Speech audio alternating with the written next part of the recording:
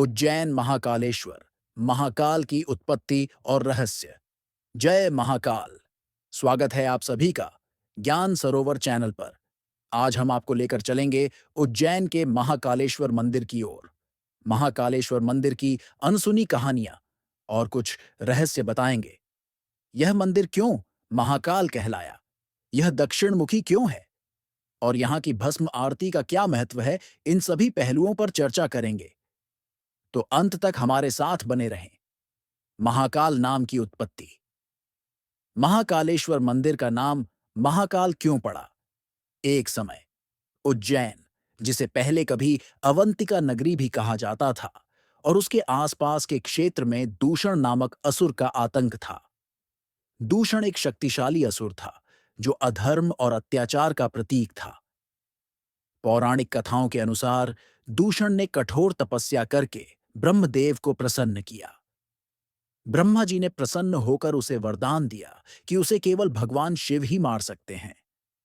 इस वरदान के कारण दूषण और अधिक अहंकारी और अत्याचारी बन गया। उसने निर्दोषों को सताने और ऋषि मुनियों की तपस्या भंग करने का प्रण लिया था। उसकी शक्ति इतनी बढ़ गई थी कि वह स्वयं को अजेय समझने लगा। दूषण के अत्याचारों से परेशान होकर ऋषि मुनियों ने भगवान शिव की शरण ली। उन्होंने उज्जैन में शिवलिंग के समक्ष घोर तपस्या की और भगवान से प्रार्थना की। भगवान शिव ने उनकी प्रार्थना सुनी और महाकाल के रूप में प्रकट हुए। महाकाल का यह रूप अत्यंत भयावह और शक्तिशाली था। उनकी जटाओं से गंगा प्रवाहित हो रही थी। उनके गले में मुंडमाला, खोपड़ियों की माला थी और उनकी तीसरी आंख से दिव्य ज्वाला निकल रही थी। महाकाल ने दूषण को चुनौती दी। दूषण ने अपनी समस्त दैत्य सेना के साथ भगवान शिव का सामना किया, लेकिन महाकाल के रौद्र रूप के सामने उसका कोई बल नहीं चला। जब उसे लगा कि वह और उसकी सेना अब पराजय होने वाली है, तो वह भयभीत हो गया। दूषण ने हिम्मत जुटा के महाकाल का सामना किया, लेकिन वह सामना नहीं कर पाया और भगवान शिव के महाकाल रूप ने त्रिशूल से दूषण का वध किया और उसकी सेना को भस्म कर दिया गया।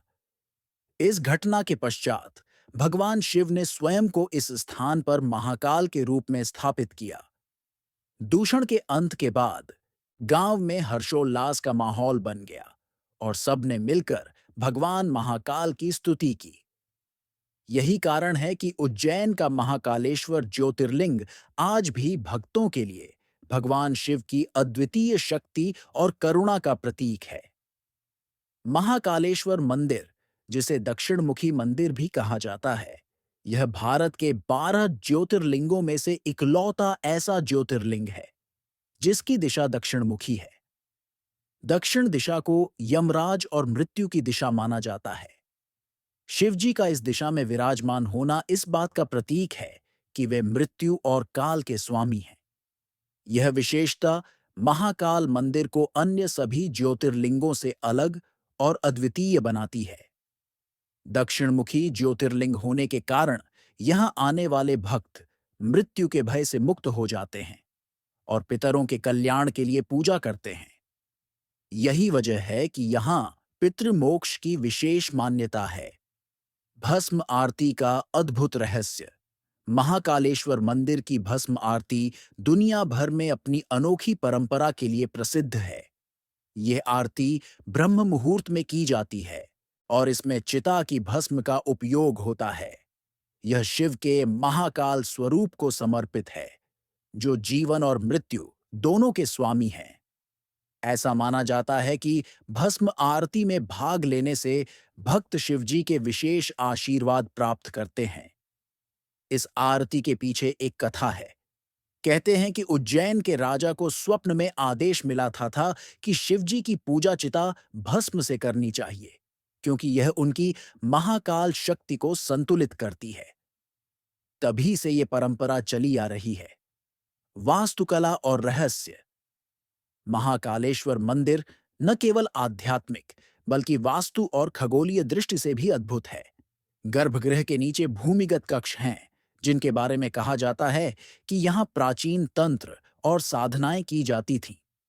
मंदिर का निर्माण इस प्रकार किया गया है कि सूर्य की पहली किरण सीधे ज्योतिर्लिंग पर पड़ती है, जिसे प्राचीन काल में काल गणना का केंद्र माना जाता था। भक्तों का मानना है कि महाकाल मंदिर में पूजा करने से सभी इच्छाएं पूरी होती हैं और जीवन में शांति और समृद्धि आती है।